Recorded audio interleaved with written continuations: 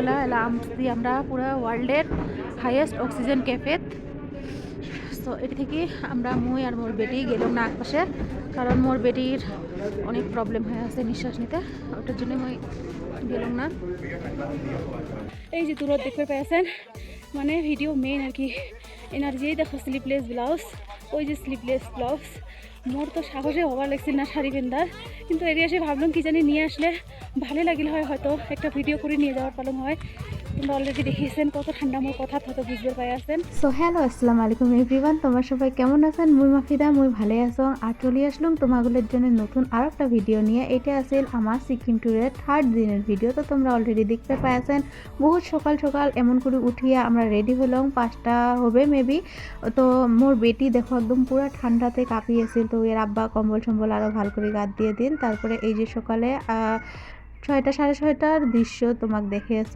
আর যেহেতু এটি দেখা যাচ্ছে অনেক মানে ফগ নাই, মানে শীত নাই, তাও কিন্তু ঠান্ডাটা কিন্তু প্রচুর, মানে শীত না থাকা হিসেবেও ঠান্ডা অনেক, কারণ কি এটি বরফ পড়ে, তো বরফের আলাদা একটা ঠান্ডা।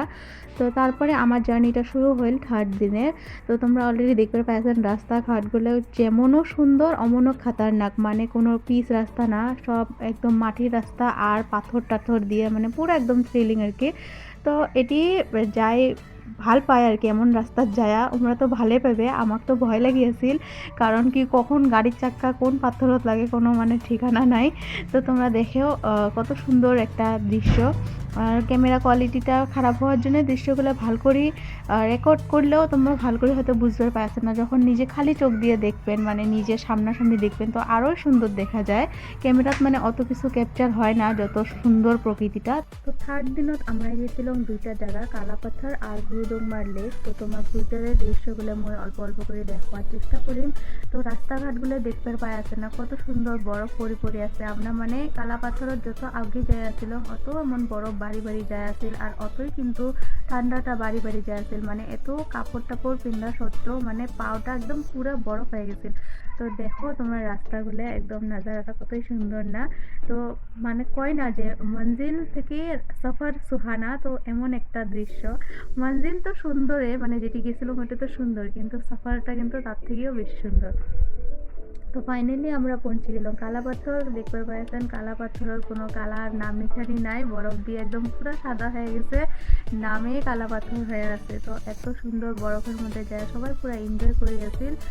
তো মুইও এটি অল্প এনজয় করলাম, মুই বেশি করবার পাক নাই, কারণ এটি বহুতে ঠান্ডা আছিল, -14 ডিগ্রি, কিন্তু কম ঠান্ডা নহয়, বহুত ঠান্ডা, ফ্রিজের থেকেও বেশি ঠান্ডা।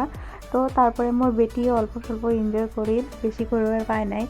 আর খাওয়াটা এটি থেকে যতটুকু এনজয় করতে করতে তারপরে মানে অল্প অসুস্থ হয়ে গেছিল, কারণ অক্সিজেন লেভেলটা কম হওয়ার জন্যে। আর কায়ও মানে ওয়ের সামনে অন্য মানুষে কয়ে দিছিল যে অক্সিজেন লেভেলটা এটি কম আছে। তো এমন কথাটা হয় না, যত টাইম অবধি তোমরা জানবেন না অত টাইম অবধি কিন্তু তোমরা ঠিকই থাকবেন।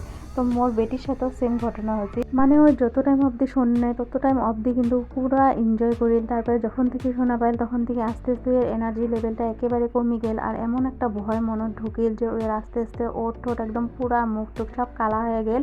তো ওইয়ের এমন স্মৃতি দেখিয়ে মানে মোর একদম ভাল লাগিল না, তখন আর মোর এমন ইচ্ছা হয়ে আছিল যে মুই যত তাড়াতাড়ি পাং মানে রিটার্ন হং। কিন্তু যেহেতু আমরা শেয়ারিং গাড়িতে গেছিলাম, তো অন্য টুরিস্টের তো ক্ষতি হওয়ার দেওয়াটাও কেমন একটা কথা, যেহেতু আমরা অনেক আশা নিয়ে আসছে পয়সা খরচ করি জায়গাগুলো দেখার জন্য। তো তারপরে আমরা গুরুদুংমার লেক যাওয়ার জন্য যে রাস্তাটা দেখতে পাচ্ছেন কতই সুন্দর লাগিয়েছে, নদীটা দেখো পুরা একা বেঁকা হয়ে একদম পুরা জমিয়েছে বরফ দিয়ে। তো এমন দৃশ্যগুলো না দেখিয়ে যদি ঘুরে গেলাম হয় আরও বেশি খারাপ লাগিল হয়। তো প্রায় 16,000 ফুট উপরত যাওয়ার পরে আমরা পাইলাম এই ক্যাফেটা, নীলগিরি ক্যাফে। তো এটা হইল ওয়ার্ল্ডের হাইয়েস্ট অক্সিজেন ক্যাফে। তো এটি আমরা রেস্ট করিয়েছিলাম, আর বাকি সব টুরিস্টগুলো এটি রেস্ট করি মানে এটি থেকে কিছু খায়াতে তারপরে আরও বাকি উপরে যাওয়ার পারমিশনটা নিয়ে যাওয়া লাগে। এটি মানে ফটো শটো তোলে আমরা আর্মিগুলো, তারপরে যাওয়ার পারমিশন দেয়, সব কিছু চেক করি। তো এটি থেকে আমরা দুইজন গেলাম না, মোর বেটি আর মুই এটিয়ে থাকলাম অল্প টাইমের জন্য। আর বাকি দৃশ্যগুলো তোমাকে দেখে আসলাম, এগুলো কিন্তু মোর হাজব্যান্ড গেছিল, আমরা মানে যাবার চাইনি মুখ ছাড়ি, তখন মোর পাঠালাম কেন কি আমার দুজনের জন্য, বাকি সবাই যদি না দেখে ঘুরে যায় মোক আরও বেশি খারাপ লাগিল হয়।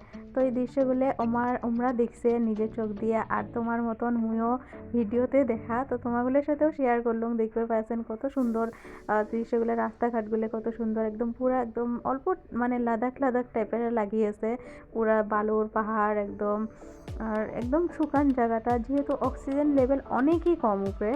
তো তোমরা যদি কায়ো যাবার চান, তোমরা আগের থেকে কিন্তু মেডিসিনগুলো সাথে নিয়ে যাবেন।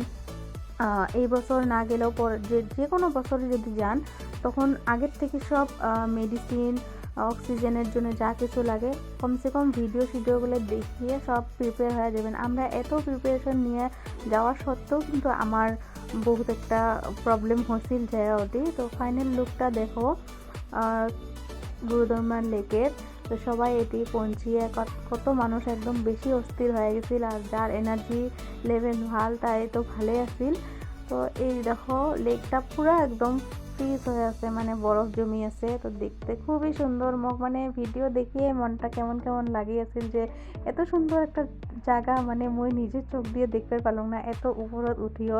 আফসোস তো লাগছে, কিন্তু তার থেকে বেশি মানে যদি মোর বেটিটার কিছু হয়ে গেল হয় ওটা বেশি খারাপ লাগিল হয়। এটার জন্য মানুষ কয় না যে মা মানে সব কিছু স্যাক্রিফাইস করবে পায় খাওয়ার জন্য। তো এটাই আর কি কথা। তো আজকের ভিডিও এতটুকুই আছিল। তো কেমন লাগিল তোমার ভিডিওটা অল্প কমেন্ট করে জানাবেন কোন পার্টটা তোমার বেশি ভালো লাগছে।